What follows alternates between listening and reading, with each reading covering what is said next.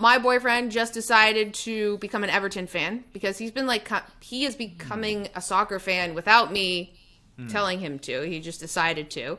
And he did all those tests online that told him to be a Liverpool fan, but he was like, I don't want to go for I don't want to just be like, oh, I'm cheering for the Yankees now or something. So he decided to go the other way. And now he hates his life because Everton just is abysmal.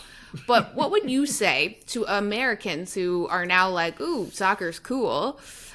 What would you say is like the top 3 clubs that you would suggest they should cheer for that aren't just like the big names? This is a tough one because I think had he chosen a year earlier, he'd have got away with it. Because at the time, Liverpool hadn't won the title for 30 years. They won the Champions League, but they hadn't won the Premier League title. So you could not have accused him of bandwagon jumping at that point. Going in with Everton is a bold move and one that's destined to cause great pain and disillusionment over the next few years. They haven't won a trophy since 1995. So I'm going to think outside the box here. But here's the things you have to consider. That it's not like the NFL, it's not like Major League Baseball or the NBA where you've got this free agency salary caps and you get different winners each year. It's not like that. The richer clubs tend to dominate. So at the moment it's Man City, it's Chelsea, Man United are up there, Liverpool are up there, Tottenham, there or thereabouts, Arsenal will be back at some point. So they're called the Big Six. I've got no problem with anyone choosing any of those teams because you're guaranteed to watch them every season.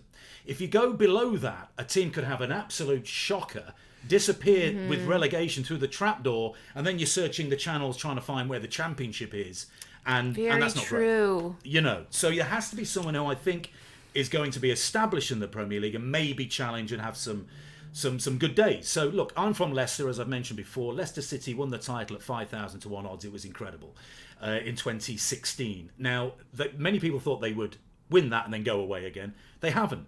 They've got substantial investment, although it's not an Emirati state like Dubai or Abu Dhabi that's behind them. But they do okay, and they're well run. So I'd say Leicester City would be one.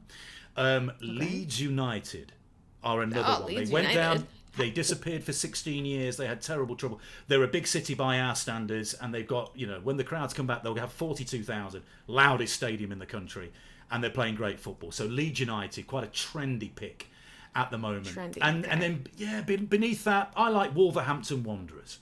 They run out to Led Zeppelin. Robert Plant, and I'm not sure if this is target audience, but Robert Plant is a huge Wolverhampton Wanderers fan. So there's a real sort of Led Zepp vibe, real rock vibe to Wolves games. And they're really good to watch. They're clubs that I think will hang around in the Premier League for a substantial period of time and may cause the odd upset here and there. But you've got to remember that the Big Six win most of the stuff. Yeah, it's very true. You don't want to pick a club that then's relegated and you're like, oh, I can't watch them at all ever again. And then you've already picked them and then they get maybe relegated even further down the rung. But I like those picks. We got Leicester City, Leeds United, and Wolverhampton Wanderers.